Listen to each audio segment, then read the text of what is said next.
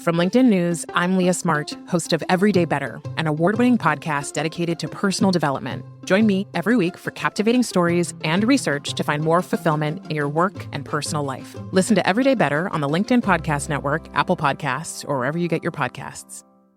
From LinkedIn News, I'm Jessie Hempel, host of the Hello Monday podcast. Start your week with the Hello Monday podcast. We'll navigate career pivots. We'll learn where happiness fits in. Listen to Hello Monday with me, Jessie Hempel, on the LinkedIn Podcast Network or wherever you get your podcasts.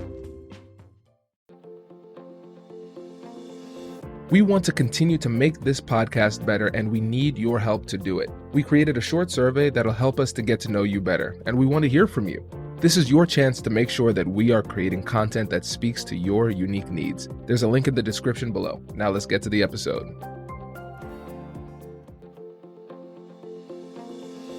Hello, my friend, and welcome to another episode of Negotiate Anything. Thanks for spending time with us today.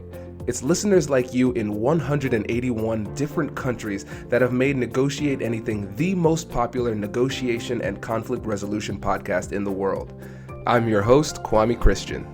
I'm a business lawyer, mediator, professor, and the director of the American Negotiation Institute. Before we get started, I have two quick questions for you. Is negotiation a critical part of what you do? Do you need to resolve conflict and persuade at work? If you answered yes to both of those questions, visit our website to learn more about our negotiation workshops. We've traveled the country working with professionals just like you, and we'd love to have the opportunity to work with you too. Check out the link in the description to learn more. Azul, thanks for joining us today. Thanks for having me, Kwame. It's such a privilege and honor to be here. No, it's a privilege and honor to have you. And it, again, is way overdue. What, about 4 years overdue? So I'm glad we can make this happen.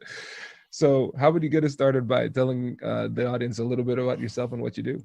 Yeah, so I'm the co-founder of Authors Who Lead, and I help leaders write books that people love. And our focus really is people over paper always. That's what we focus on. And we see ourselves as a leadership development company whose focus is writing books. So a lot of that comes with helping people find their identity through their books and building their brand as leverage for their business and or their next thing. So making a big leap in their book writing process. So I spent my 25 years of my life actually being an educator, principal, university instructor, and teacher. And this is sort of my second thing in life. So I've been doing this for a little over 5 years, 6 years probably. And that's my story. This is fantastic. And everybody, Azul is very modest. His business is incredibly successful, and he's helped countless authors bring their work to life. People often ask me, hey, Kwame, how were you able to self-publish a book with no experience doing it? Now you know. It's Azul. So thank you for that too. Awesome. Yeah, of course. I mean, you're a perfect example of a leader that should have a book. You should have multiple books. We'll talk about that probably more. But it does something to you when you can crystallize what I really think and believe and put it into the world. So I'm glad that we got to work together on it. Absolutely. And so, audience, I know you're used to our typical 3-part format, really focusing heavily on skills. This one will, of course, you'll get some skills out of it for sure, but we're going to have more of an open discussion. I think it's going to be interesting to start off from the challenge that you face, right? What are the difficult conversations that you are experiencing day to day when you're working with authors, or I should say aspiring authors? Yeah. Well, a lot of times people come to me and their first wonder is like, well, how do I get this published? Like, the first thought is, I really want to know, should I self-publish? Should I get an agent? Should I get a traditional publisher? So usually they start with the end in mind, thinking about all those things. And one of the biggest negotiation points for me is like, let's start with what you hope this book does when it is in that space where it's published. Because if they're not clear about what they want this book to do for them, they could spend a lot of time writing a book, putting it on paper, and it doesn't perform for them. So you got to be clear about, what is that? Do I want this to do for me? When you can do that, you start to clarify the message. And that's the thing I try to teach people. Books are valuable in that they share your message when you're not present. They're valuable because people can talk about your book when you're not there. But really, it's just the shadow of your truth, right? You're not. You would say a lot more if you had time, but this is what you had time for during the time they're sitting with this book. But if they walk away and don't clearly know what you stand for, what you're trying to convince them, persuade them of, or show them, then your book is just a bunch of words. And I always say great books get lost in words, meaning people think the words are the best part of a book. And actually the best part of the book is when someone talks about the book outside of it, right? So think about all the books you've read, the books that are probably sitting on your shelf, that you had really good intentions. In fact, there are best-selling books by best-selling authors, whatever, that might be, whatever list that could be. And you bought the book and you read a chapter and then you didn't ever finish it. So books can get in the way, but if a message, you read something that really strikes you, even if you don't finish, you talk about that book, right? You go, you know what? This really reminds me of this. Or someone notices you, hey, you look like you're really joyful and vibrant. Well, I read this book that talked about this thing and it's really shifted my thinking. Oh, so books have power outside of the page, and most authors don't think of it that way. They think of very structural, like what's the outline, what's first, how do I get this done? And those are important things. But the problem with that is they don't think about the big picture. So the first thing I have to work on is negotiating the mind outside of the theory of, I need to know if this is going to be published and what it looks like. So that's the first thing I would usually have to do when I'm working with leaders or authors who are wanting to write a book. This is so great. I love this because you're absolutely right. I think about how often we hear the phrase begin with the end in mind, right? And that's such a really great thing to say, right? You want to focus on your goals and everything. And really, we almost take it for granted as to what that end is, right? And so what you're demonstrating here is that we have to negotiate the goal. Negotiate the mindset. How are you thinking about this and what do you want this to achieve? And I'll admit I was one of those people. It's when it comes to achievements, I'm trying to check things off the list. Published book, how quickly can we get this done? It's like, whoa, there's a different approach here, focusing on what the book actually does. It really will cause people to stop and think about it completely differently. Right. And the thing, most people, when you ask an author, so what do you want this book to do for you? Thinking about the end in mind, what they usually say is, well, I really want readers to take away this amazing thing and they get, impacts them. I said, well, you didn't answer the question. I asked you, what do you want it to do for you? Like, well, I don't know. I'm like, this is the problem, because already you started out uncertain because you think it's about the reader, but first and foremost, it should be about the leader. The leader's deciding, what will this do for my business, my life, my platform? Because you're going to commit a lot of time, a lot of effort, and put yourself out there. And if you're not willing to say, this is the transformation I want to make in this book, then how do you expect anyone else to have a transformation? It's just content. It just becomes information. And we're drowning in information. We don't need more information. What we need is someone to guide us through something that we can't see ourselves. So first I have to recalibrate people to say, quit thinking about the author first. The readers first. I know it seems logical. You'll focus on the reader as you write, but first, your transformation, your next step has to be clear. If you want to be a speaker on a stage, then write a book that helps you get more speeches.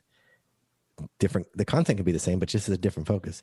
If you want to grow your client-based business, then what's the best outcome that client can have when they read the book? Is it to book a call with you?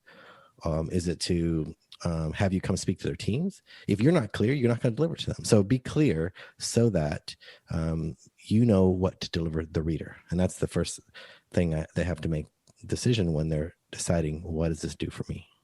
Yeah. And that was a hard mindset shift for me when I was writing the book. And so, listeners, if you don't know the name of the book, it's Finding Confidence in Conflict, How to Negotiate Anything and Live Your Best Life, available on Amazon. And back to the interview. But for me, it was becoming vulnerable, because that was another thing that stuck in my mind during our process, because you said this needs to be a transformative process for you if it's going to be transformative for other people. And I said, Azul, I like the way I am right now.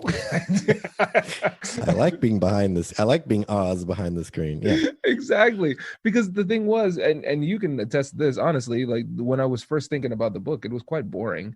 It was very, very skills heavy. I was approaching it, hey, I'm a lawyer, I'm a professor, this is what you need to do in order to be successful. And it was really your guidance that helped me to think differently about it. And I'm assuming you've worked with other people who were a little bit resistant to that vulnerability and just said, listen, forget that. I want to get this done. They were thinking more transactionally.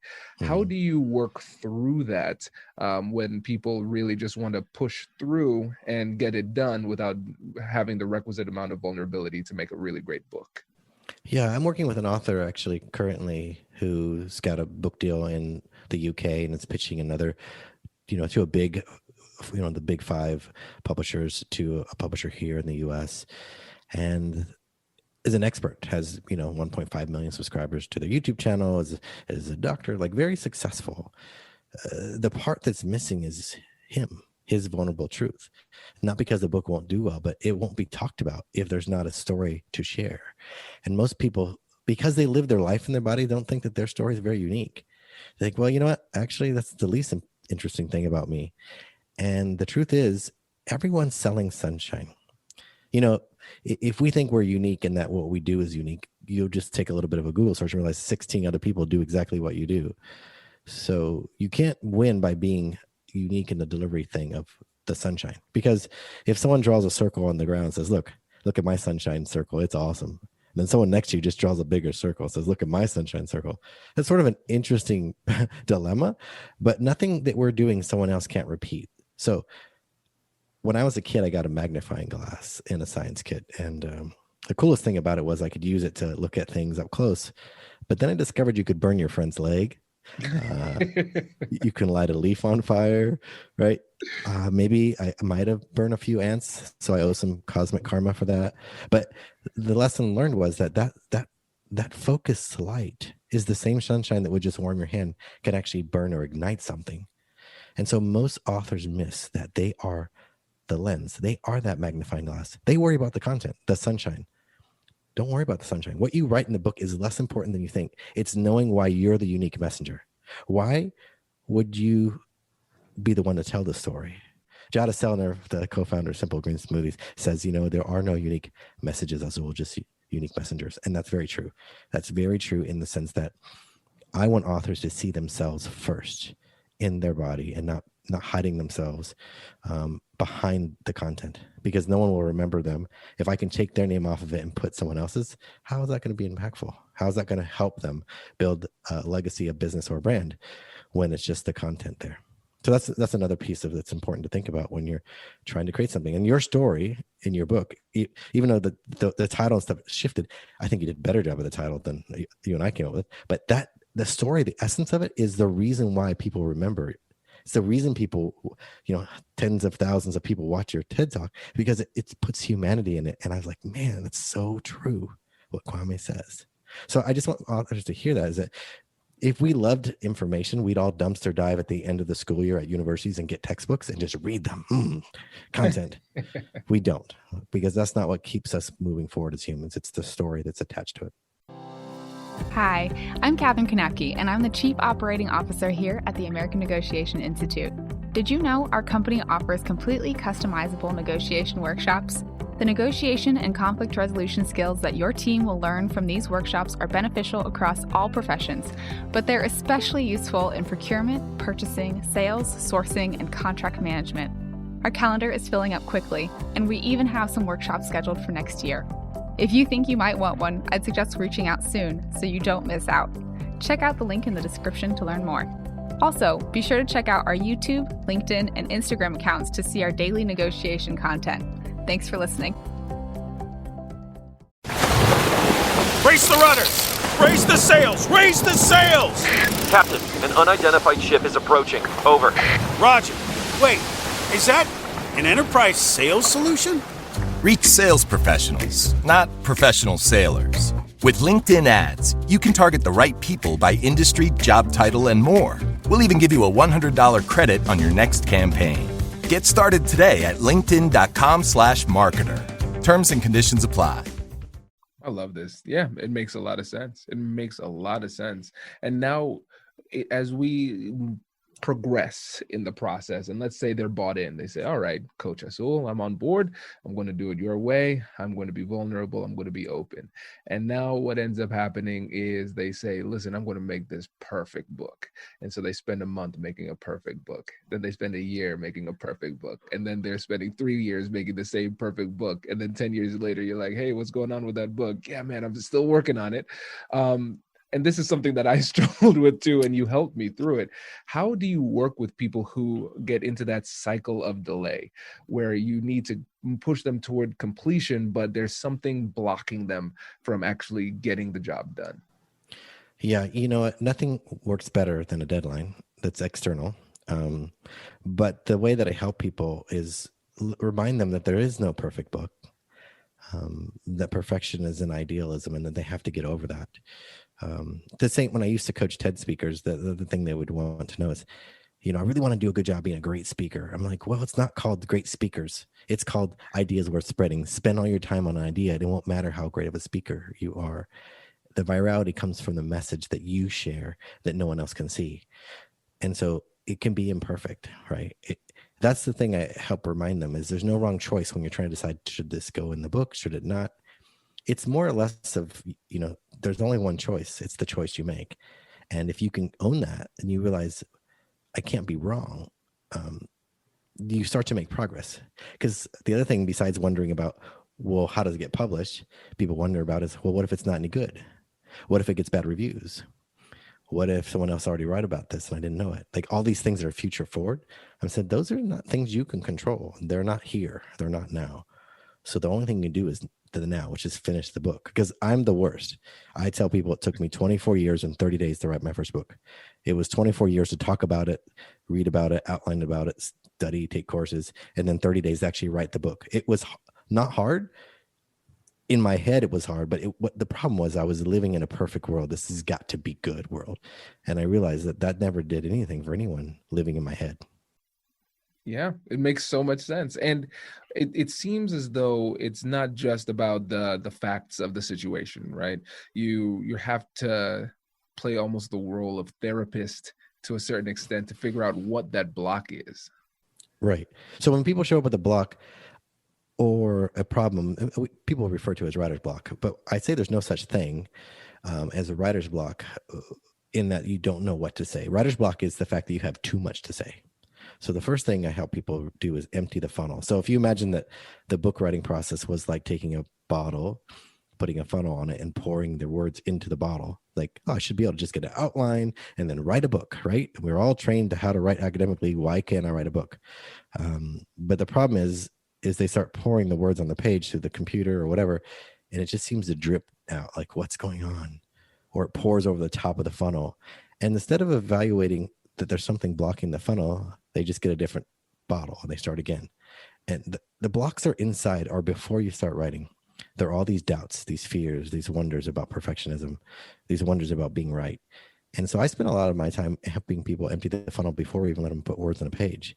Because if you can see your uniqueness, you start to realize I am the only one that can write this book. You start worrying less and less about it being good. You worry about how can I make sure they understand this perspective?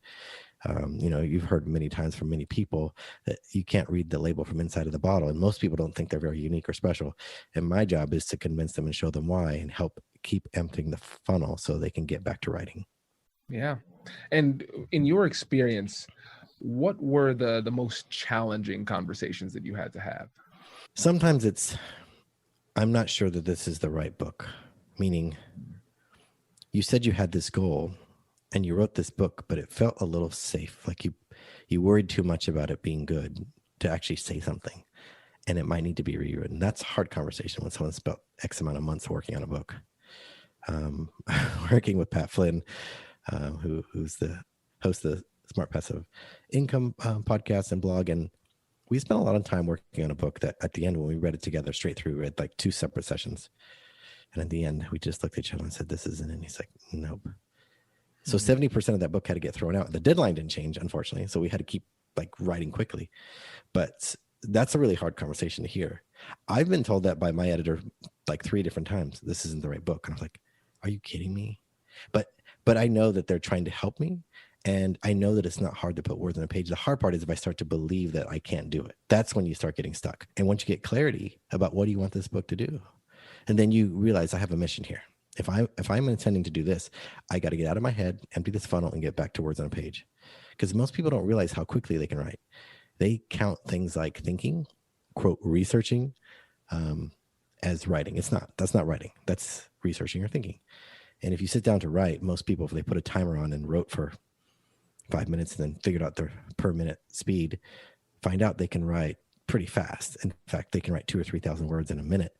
And if they kept in an hour, if they kept that up for a month, they'd finish a book. That's how I got done. So I think most people just misunderstand the difference between writing and thinking and researching. And if they can separate those things, they won't get stuck as often. I think one of the things that you did really well in that was that you actually gave something tangible for us to get a better understanding of that, because anybody can say, hey, you can write faster than you think. Okay, boss, thank you. And they don't really absorb it. But I remember you had me sit down and actually do this exercise. Set your timer for 2 minutes, and I want you to write, and I don't want you to stop. No, don't worry about grammar. Don't worry about spelling. Don't worry about punctuations. The only rule is you cannot stop typing. And I was shocked at how many words I was able to get down in that moment of time. And I know you remember this well. I gave myself an absurd deadline, but that came out of nowhere because I was doing a lot of, I'm using air quotes for the podcast listeners, writing, which was just gathering data, thinking, taking notes and everything. And then I had an opportunity to be featured as the alumni spotlight for the Ohio State University Alumni Association. We have a big alumni association group. And I said, okay, when will that happen? They said November 3rd. And I said, my book will be done by then. It was early September. And then I called Azul. I'm like, how do I do this? He's like, you can't, but we'll try. That was probably the most impossible deadline I've ever worked on. And I remember staying up in the middle and I was in the UK ahead of you a little bit, but I was like, oh my gosh, I don't know how we're going to get this done. It was wild. Well, we did. But we did it. We did it. We had, and thanks to your guidance, we were able to do it. But I think really what we're learning here is that it's just a lot of mental blocks. But if you take the time and actually show somebody tangibly, hey, yes, I made this claim, but here's a little micro experiment that we can do to show you that it is valid, then it helps the people to see that the impossible is actually possible. Right. That's what it took for me. I just didn't realize I could do that. Like no one ever showed me like my writing speed. I never even thought about it. I never even thought about it being important, or that I have been wasting so much time thinking. You know, we think thinking is good. Think about it in an argument with a spouse or a significant other. We spend more time thinking about it, and then we lash out. We say all these crazy things. So we thought ourselves in and out of this conversation, and by the time we had it was a whole different thing. So that's true in our head as we're working on books, as we think ourselves in and out of things we could write or we might write. Instead of just putting writing on the page, and realize editing and writing are different processes. You don't use the same parts of your brain. In fact, you shouldn't. We're trained to be editors in school, not writers. That's the problem. It's useful for academia because it's efficient. And here's my premise. Here's my outline. Write, edit, delete, write. And at the end, we don't have to go back and fix much, hopefully, right? We turn it in. Do I get an A? Or my B student, I turn and get my B, whatever I get. But we're not trained to think like writers, separate from being editors. We have this judgment thing going on all the time. And if you can turn off, silence one over the other, you don't worry about it being good. You realize that's an editor's job. My own stuff editing is included. That's the negotiating skill you got to do, is tell that brain, hey, look, you're important, but just right now, not right now. The editor part, you can jump in later.